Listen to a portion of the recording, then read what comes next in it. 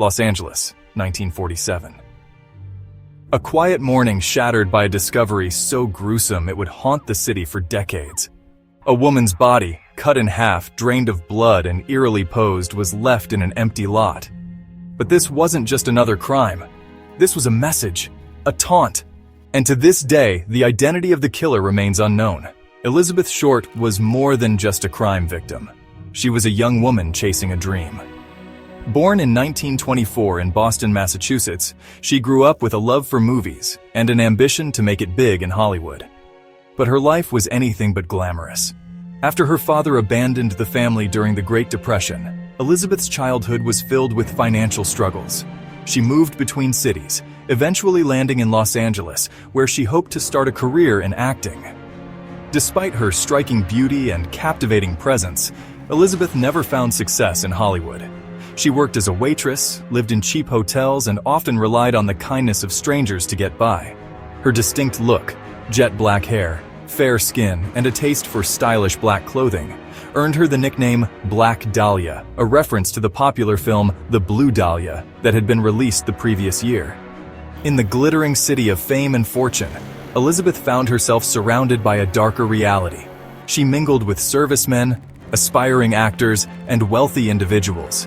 But behind the charming smile was a young woman struggling to survive.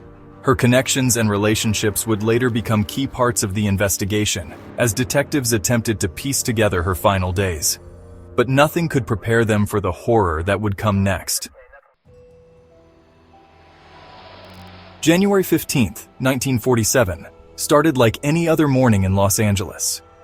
The sun had barely risen when a woman named Betty Bersinger took her young daughter for a walk through the quiet streets of the Leimert Park neighborhood. As they passed an empty lot on Norton Avenue, something unusual caught Betty's eye. At first, she thought it was a discarded mannequin lying in the grass, pale and lifeless. But as she took a closer look, a horrifying realization set in. This was no mannequin. It was the mutilated body of a young woman. Elizabeth Short had been murdered in a way that defied comprehension. Her body had been cut cleanly in half at the waist, with no signs of bruising around the wounds, suggesting she had been killed elsewhere and drained of blood before being carefully placed in the lot. The precision of the cuts immediately led investigators to believe the killer had surgical knowledge, as the separation of the torso was done in a way that suggested medical expertise. As police examined the scene, more disturbing details emerged. Elizabeth's face had been mutilated, with deep gashes extending from the corners of her mouth to her ears, creating a grotesque Glasgow smile. Her body had been carefully positioned, her arms placed above her head, her legs spread apart, almost as if the killer wanted her to be displayed. There was no blood at the scene, no signs of a struggle, and no immediate clues as to who could have committed such a brutal act. The eerie precision of the crime made it one of the most disturbing murder scenes ever recorded. This was not an impulsive act of violence. It was something planned, methodical, and deeply sadistic. Whoever had done this wanted attention, and as the investigation unfolded, the mystery would only deepen. The gruesome nature of the crime sent shockwaves through Los Angeles, and the LAPD wasted no time launching one of the largest investigations in the city's history. Hundreds of officers were assigned to the case, combing through every possible lead. Detectives questioned friends, acquaintances, and anyone who had seen Elizabeth Short in the days leading up to her death. Autopsy reports confirmed what investigators suspected. She had been tortured before her murder, but the exact cause of death remained uncertain. As news of the Black Dahlia murder spread, the case quickly became a media sensation. Tips flooded in, but they led nowhere. False confessions poured in by the dozens, with over 60 people claiming responsibility for the crime. Some were seeking notoriety, while others seemed mentally unstable. Each confession was scrutinized, but none matched the level of detail only the killer would know. Then, something even more chilling happened. The Los Angeles Examiner, one of the city's biggest newspapers, received an anonymous letter. The message was pieced together from cut-out words and letters from newspapers and magazines, forming a ransom-style note.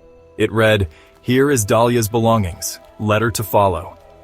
Enclosed with the note were some of Elizabeth Short's personal items, including her birth certificate, business cards, and photographs. The sender seemed to be playing a twisted game, taunting both the police and the public. More messages followed, some scrawled in handwriting, others in similar ransom note style. One postcard mockingly read, "Turning in wed, Jan 29, had my fun at police." But the supposed confession never came. These cryptic letters only deepened the mystery, leaving investigators with more questions than answers. Who was behind these messages? Was it the actual killer or just a cruel hoax? And most importantly, why had Elizabeth Short been targeted in such a brutal and public way? As the investigation progressed, suspicions fell on several individuals, each with their own dark secrets. As the investigation dragged on, police explored several theories and potential suspects. Some believed Elizabeth Short had been killed by someone she knew, while others suspected a random predator. But one name stood out among the rest: Dr. George Hodel. Hodel was a wealthy and well-connected physician with a dark and deeply disturbing past. His name surfaced in the investigation due to his alleged involvement in underground Hollywood parties, where drugs, sex, and violence were rumored to take place. Even more chilling, Hodel had extensive medical training, which meant he had the skill to dismember a body with surgical precision. But what made him the most compelling suspect was the later revelation from his own son, Steve Hodel, a former LAPD homicide detective. Years after the case went cold, Steve Hodel discovered a series of unsettling connections between his father and the Black Dahlia murder. He found old photographs in his father's belongings that bore a striking resemblance to Elizabeth Short. He also uncovered that the LAPD had wiretapped Hodel's home in the 1950s, capturing a recording where Hodel was allegedly heard saying, "Supposing I did kill the Black Dahlia. They couldn't prove it now. They can't talk to my secretary anymore because she's dead." Despite this damning evidence, George Hodel was never arrested or charged. He later fled the country, spending years in the Philippines, further fueling speculation that he was escaping justice. But Hodel was not the only suspect. Other theories linked the murder to Hollywood elites, underground crime syndicates, and even corrupt law enforcement officials. Some investigators believed Elizabeth may have been caught up in something far bigger than a simple homicide, perhaps a cover-up involving powerful figures who wanted her silenced. Yet, for all the suspects and theories, none were ever officially charged. The case remained an open wound in Los Angeles history, a crime so brutal and methodical that it seemed almost inhuman.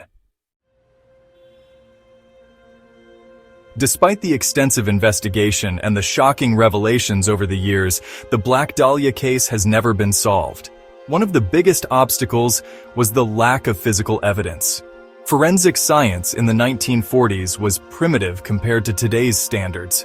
DNA testing did not exist, and investigators had to rely on witness statements and circumstantial evidence. The crime scene itself was eerily clean, with no blood or fingerprints left behind, making it nearly impossible to trace the killer. But some believe there was more to the case than just forensic limitations. Rumors of police corruption have long haunted the investigation. Some theorists suggest that key evidence was deliberately ignored or buried because powerful figures were involved. Los Angeles in the 1940s was a city riddled with organized crime, political corruption, and deep connections between law enforcement and the underworld. If Elizabeth Short had knowledge of something dangerous, or if she was killed by someone with influence, the truth may have been covered up before it ever had a chance to surface. Even after decades of speculation, books, and investigations, the Black Dahlia murder remains one of the most chilling, unsolved crimes in history. It is a case that has inspired movies, books, and conspiracy theories, yet no one has ever been able to definitively answer the question, who killed Elizabeth Short? And perhaps that is the most terrifying part of all, because if the person responsible was never caught, it means they may have walked free, blending back into society without ever facing justice. The Black Dahlia murder is more than just an unsolved crime. It has become a lasting piece of American folklore. The gruesome nature of the case and its connection to Hollywood's dark underbelly have inspired countless books, movies, and conspiracy theories. From James Ellroy's novel The Black Dahlia to the 2006 film adaptation, the story has been reimagined in fiction, each version attempting to piece together the truth behind the infamous killing. The The case also changed the way the media covered crime. The sensationalized headlines, the lurid details of Elizabeth Short's life, and the public's obsession with the mystery marked a shift in true crime reporting.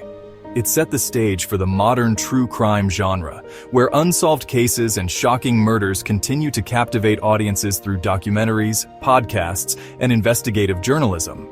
Even today, amateur sleuths and professional investigators revisit the case, hoping that modern forensic advancements might finally reveal the identity of the killer.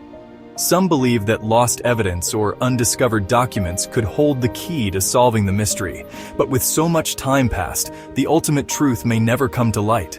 The legend of the Black Dahlia endures, a haunting reminder of Hollywood's hidden darkness and a mystery that refuses to fade into history. Who do you think was responsible for the Black Dahlia murder? Was it George Hodel, a powerful figure in Hollywood, or someone whose name has never been revealed? Let us know your thoughts in the comments below. Don't like this video, and definitely don't subscribe. You wouldn't want weekly doses of mind-blowing mysteries, creepy legends, and unexplained events, would you? Yeah, I didn't think so. And whatever you do, don't click on the video above, unless you want to uncover the secrets they don't want you to know.